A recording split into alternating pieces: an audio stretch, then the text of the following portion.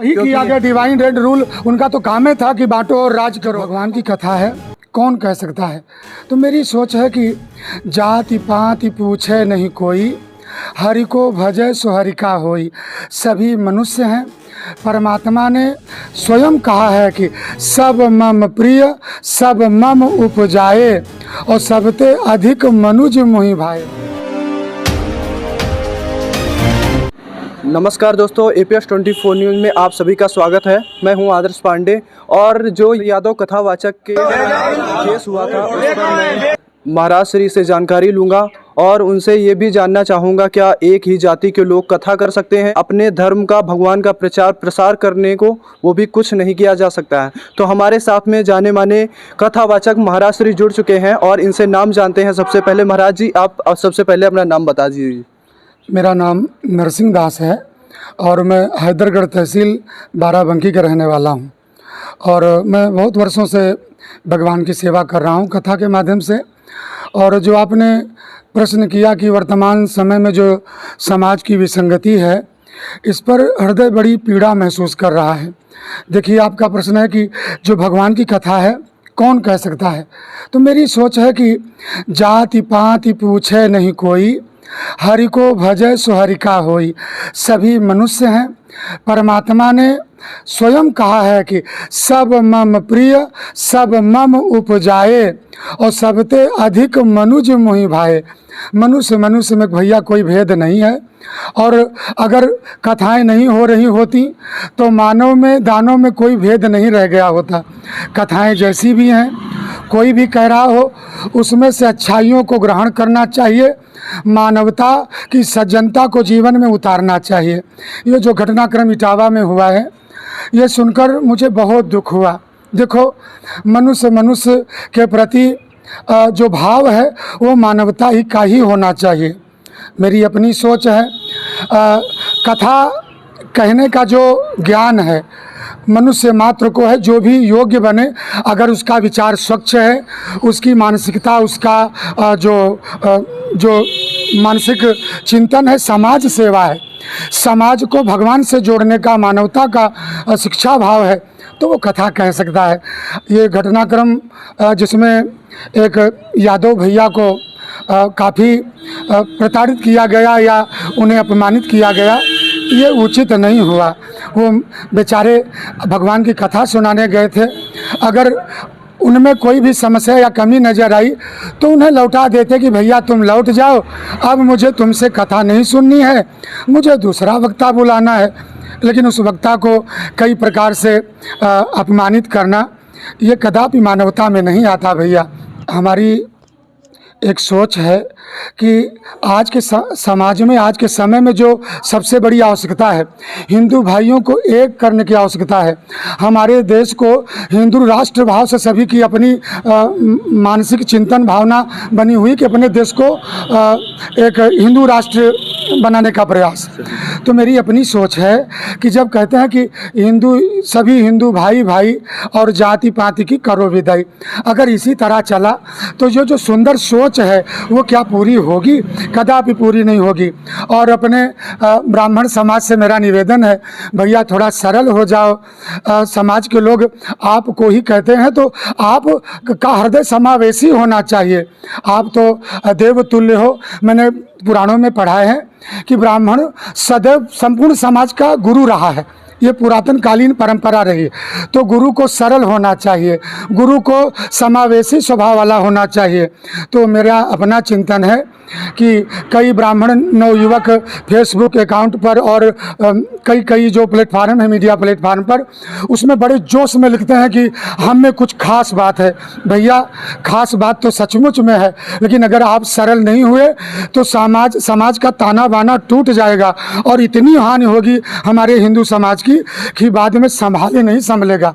आज समय की मांग है, समय की आवश्यकता है कि ब्राह्मण समाज आगे बढ़कर गरीब, पीड़ित, शोषित, वंचित और कई प्रकार से पीड़ा महसूस कर रहे हैं, उनको अपनाए, उन्हें अपना समझे और उन्हें किसी भी प्रकार से दुख देने का प्रयास न करे। तभी समाज एक बनेगा, तभी समाज नेक बनेगा। और ये जो समस्त भारत के बुद्धिजीवी लोगों का एक सपना है कि हमारा देश हिंदू राष्ट्र बने, तभी ये सपना साकार होगा। क्योंकि हर तरह से बुद्धिजीवी वर्ग ब्राह्मण देवता रहे हैं, समाज के अगुवा रहे हैं। जब यही कठोर हो जाएंगे तो जो कई प्रकार के विसंगति का चिंतन करने वाले लोग हैं उनकी बन आएगी, क्योंकि वो चाहते हैं हिंदू समाज टूटे, जातिवाद फैले और उनका सपना साकार हो। वो तो सोचते ही हैं कि किसी प्रकार से हिंदू समाज को एक ना होने दिया जाए। वो अपना कार्य कर रहे हैं और कम समझदारी से कुछ नौजवान अपने जोश में अपने ही पांव पे कुल्हाड़ी मारकर हिंदू समाज का नुकसान कर रहे हैं। वो समझ नहीं पा रहे हैं कि इनके कृत्यों से और उनके इन कठोर बोली बानी से अपने ही समाज का नुकसान हो रहा है। महाराज जी, आपने अभी जैसा कि बताया कि अब लोगों को, ब्राह्मण समाज को थोड़ा सरल हो जाना चाहिए। क्या आपसे मैं ये चीज़ पूछना चाहता हूँ, जैसा कि मैं भी पोस्ट में देखता हूँ, लोगों के कमेंट पढ़ता हूँ, तो उसमें देखता हूँ कि पहले शूद्रों के साथ बहुत गलत व्यवहार किया जाता था और ये हमारे मनुस्मृति जो ग्रंथ है उसमें लिखा हुआ रहता है। तो इसमें कुछ लोग इस पर बहुत दुष्प्रचार करते हैं, क्या इसमें क्या ये सही बात नहीं? मनुस्मृति में बहुत कुछ अगर कमिटमेंट करने वाले लोग कुछ उंगली उठाते हैं तो उसी में ये भी लिखा है, यत्र नार्यस्तु पूज्यते रमन्ते तत्र देवता। समाज की मानवता के पक्ष में इतनी सुंदर सुंदर बातें मनुस्मृति में लिखी हैं। मनुस्मृति सम्मान करने योग्य है। कुछ तथा कथित अजीब से लोग अच्छे भले समाज में संक्रमण फैलाते हुए मनुवादी कहकर पुकारते हैं। अरे भैया, समस्त समाज के लोग हम सब मिलकर रहा करते थे, लेकिन कुछ लोगों ने हम सबको अलग अलग तोड़ने का प्रयास किया है। मनुस्मृति वंदनीय है और वो खराब नहीं है। उसमें एक दो बातें जो अजीब सी हैं वो देश काल परिस्थिति के अनुसार थी। आज उसी पर उंगली उठाई जाती है, तुलसीदास जी पर उंगली उठाई जाती है। हमारे राम जी सबरी मैया के जूठे बेर खाते हैं, निषाद राज को गले से लगाते हैं, सड़ा मांस खाने वाले गिद्धराज जटायु को गोद में बिठाकर अपने जटाओं से उसके पंख की धूल झाड़ते हैं और हृदय से लगाते हैं। और तो और जंगल में रहने वाले वानर जाति के लोगों को अपना बनाते हैं। हमारे राम जी का जो चिंतन है वो सर्वधर्म समभाव है। और ये लोग जो कई प्रकार के लोग जो नमो बौद्धाय करते हैं, उनको भी मैं नमन करता हूं, लेकिन बौद्ध जी कौन थे? वो हमारे ही हिंदू समाज के थे। और कई लोगों के कहने में आकर के वो राम जी से कहते हैं कि राम जी थे ही नहीं। तो मुझे ऐसे कई प्रकार के लोग जो हिंदू समाज को छिन्न भिन्न करने का बीड़ा उठाए हैं और कई प्रकार की राजनीतिक दल जो हमारे हिंदू समाज को दुख देने का कुत्सित प्रयास कर रही हैं और सामाजिक ताने बाने को तोड़ने का प्रयास कर रही हैं। मेरा अपना कहना है कि वो इस ताने बाने को तोड़ने में सफल नहीं होंगे। हिंदू समाज जाग गया है और उनकी कुत्सित प्रयास जो भावना है वो सफल नहीं होगी। हम सब कभी नहीं टूटेंगे। और एक बार पुनः निवेदन कि समस्त दलित समाज को जो भी उन्हें पुरातन कालीन समय में उन्हें सचमुच दुख मिला है कि इन्हें किसी न किसी के बहकाने पर तो उन्हें अपनाया जाए। आपको सच बताता हूँ भैया, न जाने कितना हिंदू नहीं, लोग बोलते हैं कि हो सकता है पहले मुगल कालीन शासन रहा, अंग्रेजों का शासन रहा, तो उसमें जातियों को लड़ाने के लिए हो सकता है उसमें बदलाव कर दिया गया हो, इसलिए वही किया गया। डिवाइन रेड रूल उनका तो काम ही था कि बांटो और राज करो, और उसी के कुछ लोग उनके सहयोगी बन गए, उनके हथियार बन गए। अभी भी वही हो रहा है कि बांटो और राज करो, क्योंकि ऐसे जानते हैं कि सरकार जाने वाली नहीं है, हिंदू समाज अलग होने वाला नहीं है। तो जैसे एक लकड़ी को लोग तोड़ देते हैं उस हिसाब से जी। और मेरी अपनी सोच है, यादव समाज के कितने लोग भगवान की कथा कह रहे हैं और किसी के साथ कोई लफड़ा नहीं है, कोई किसी पर उंगली नहीं उठा रहा है। मेरा एक निवेदन ये भी है, आप जो भी करें अपनी जाति ना छुपा करके भगवान का भजन करें, भगवान की कथा सुनाएं।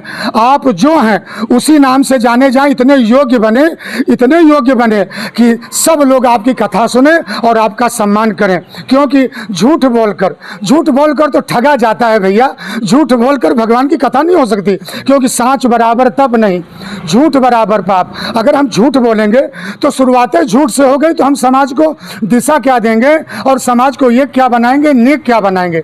तो मेरी सोच है कभी अपने जाति को छुपाने की ज़रूरत नहीं है, योग्यता बढ़ाने की ज़रूरत है। जाति छुपाने का मतलब किसी दूसरे का सरनेम लगाने का मतलब अपने माता पिता को गाली देना होता है।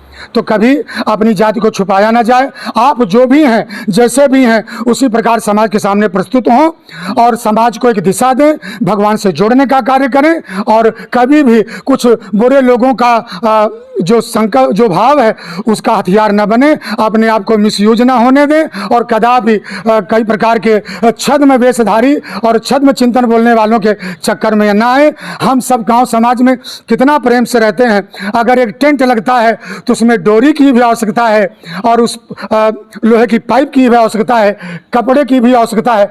ये समाज सबसे मिलकर बना है भैया, और सबसे ही मिलकर ही चलने वाला है। तो मेरा निवेदन है सब लोग मिलजुल कर रहे हैं। और पुनः निवेदन सभी अपने आज के जो नौजवान पीढ़ी है कि वो कदापि किसी कहने में ना आए और किसी का हृदय ना दुखाएं और हर तरह से सबको अपनाकर अपने धर्म को मजबूत करें। और जाहिर सी बात है तभी हम सबका सपना साकार होगा और हमारा भारत हिंदू राष्ट्र बनेगा और सबके प्रति समानता का भाव और सबको सुख मिल पाएगा, तभी शांति मिल पाएगी। महाराज जी, हम ये सोचते हैं कि जैसे आजकल जिस हिसाब से समाज को बिखारा जा रहा है, हमारी जातियों को एकदम दूर दूर किया जा रहा है, उसी हिसाब से हम पहले के ज़माने से, जैसे द्वापर युग के बारे में भगवान श्री कृष्ण जब थे, भगवान श्री कृष्ण एक यदुवंशी कुल के थे, उस हिसाब से जिस हिसाब से उनका, और सुदामा ब्राह्मण थे, उन लोगों का देखो मिलन कैसे होता था कि उन लोगों की दोस्ती, उन लोगों का उस हिसाब से। तो यही तो हमारे भगवान श्री कृष्ण ने सुदामा जी का इतना सम्मान किया, इतना सम्मान किया कि आज उनकी कथा कितने प्रेम से सुनाई जाती है। तो वो एक आदर्श हैं। हमें आज मित्रता का भाव, सामाजिकता का भाव कभी खंडन नहीं होने देना है। और जो भी कथाओं में सुंदर सुंदर बातें सुनाई जाती हैं वो मानवता को समझने के लिए ही तो बताई जाती हैं। मनुष्य को मनुष्य बनाने के लिए ही कथाएं सुनाई जाती हैं।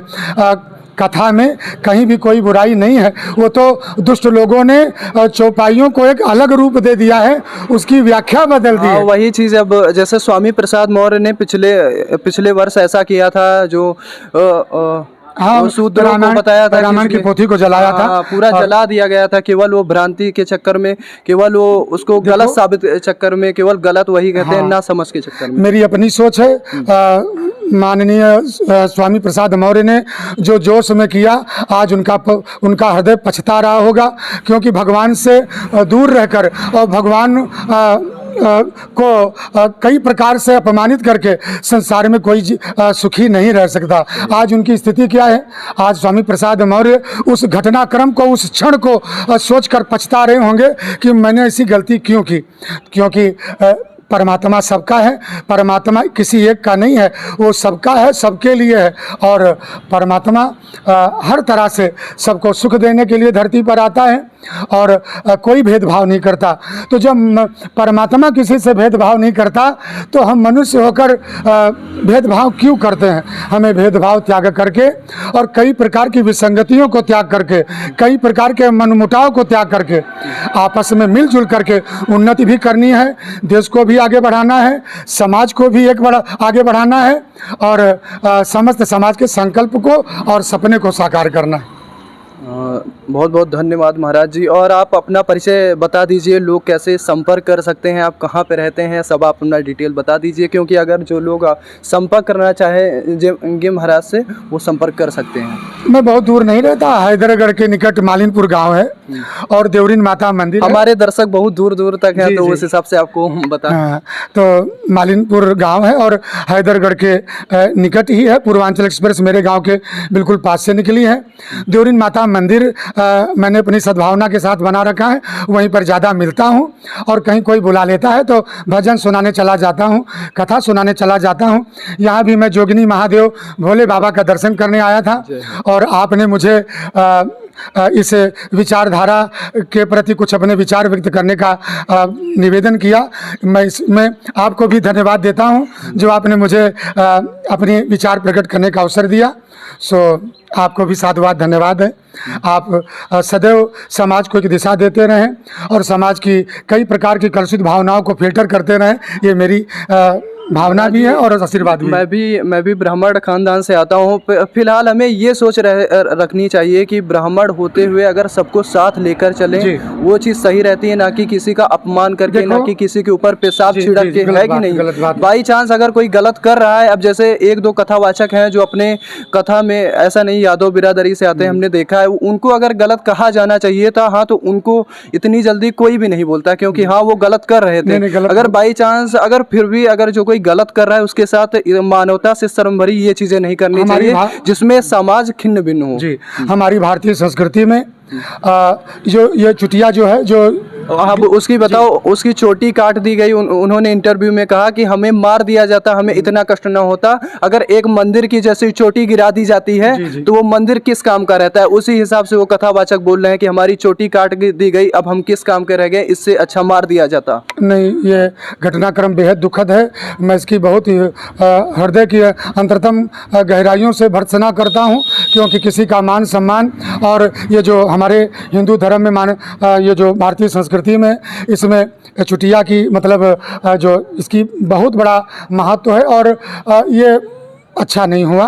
अगर उन्हें कुछ करना ही था तो लौटा देते, और इस तरह अपमान करना। देखो एक बात बताऊं, हमें लगता है कि ये बात सुनकर कई लोगों को बुरा लगेगा। पिछले ज़माने में जब मतलब पिछले युग में जब ये साधु संत महात्माओं को दुख देने का कार्य बुरे लोग किया करते थे, जिन्हें दानवता के दानव लोग कहा जाता था। सभी के जैसे नहीं होते। जैसे 4 की गलती से 40 की निंदा होती है। एक मछली सारे तालाब को गंदा करती है। हमारे गांव समाज में, हमारे हैदरगढ़ बेल्ट में, तहसील हैदरगढ़ में, त्रिवेदीगंज परिक्षेत्र में इतने सुंदर सुंदर ब्राह्मण समाज का समाज है कि सबको बड़ा प्यार दुलार मिलता है। मैं क्षत्रिय परिवार का होकर भी ब्राह्मण देवताओं का कितना प्यार दुलार पाता हूँ। मुझे तो कभी ऐसा दुख नहीं मिला। लेकिन मेरी सोच है कहीं ना कहीं यादव जी ने गलती की, क्योंकि उनको अपना नाम में परिवर्तन नहीं करना चाहिए। जहाँ कोई भी कार्यक्रम, कोई भी विधान अगर झूठ से प्रारंभ होता है तो उनकी भी गलती है। और ये जो लोग कहते हैं कि मूत्र या ऐसा कुछ, मुझे इस पर भरोसा नहीं होता। क्यों मानव समाज में ये भाव तो बड़ा कुत्सित भाव है और इतना कठोर हृदय। अपनी बहन बेटी या वाइफ को कौन कहेगा कि ऐसा? नहीं, मुझे भरोसा नहीं होता। और वो बात भी भरोसे योग्य नहीं है और ये बात भी भरोसे योग्य नहीं है, क्योंकि कथावाचकों की जब मैं शक्ल देखता हूँ वीडियो में तो मुझे नहीं लगता कि ये डिसकरेक्टर होंगे, क्योंकि डिसकरेक्टर होने के लिए भी क्वालिटी मेंटेन होना जरूरी है ना। मुझे कोई विशेष, कोई सबसे खास अलग लगते नहीं। तो मुझे ये भी नहीं लगता कि ब्राह्मण परिवार की बहू बेटियों के साथ उन्होंने इतनी बड़ी हिम्मत की होगी। ये बात मुझे जमती नहीं। लेकिन अब जैसा मीडिया या वहाँ के लोग कह रहे हैं, प्रशासन इस पर जांच कर रहा है, अब देखो क्या होता है। जहाँ तक मेरे गांव के आसपास जो भी घटनाक्रम होते उसमें मैंने कभी सुना था कि अपना पक्ष अगर कमज़ोर हो रहा हो तो अगले पक्ष पर दबाव बनाने के लिए कोई एक नया सिस्टम लागू किया जाए, ताकि दबाव बने और केस को क्रॉस कट दे दिया जाए। और इसके अलावा मुझे कुछ लगता नहीं है। गलतियाँ हुई हैं, दोनों पक्षों से गलतियाँ हुई हैं और दोनों पक्ष हमारे लिए, हमें यादव भैया भी बड़े प्यारे हैं, हमें ब्राह्मण समाज के लोग भी बड़े प्यारे हैं और सबकी आवश्यकता है और सबकी समाज में आवश्यकता है। किसी एक के द्वारा समाज चलने वाला नहीं है, क्योंकि सर्वधर्म समभाव और सबके सहयोग से ही हो सकता है। तो महाराज जी ने बहुत ही सुंदर विचार अपने रखे और महाराज जी को APS 24 न्यूज़ पर जोड़ने पर बहुत बहुत धन्यवाद। APS 24 चैनल को महाराज जी आपके धाम आएंगे, आपसे मिलेंगे। ठीक है प्रभु, आप पधारिए। स्वागत है आपका। मुझे बड़ी खुशी होगी जब आप मेरी कुटिया में पधारेंगे। बहुत बहुत धन्यवाद। देखते रहिए APS 24 न्यूज़।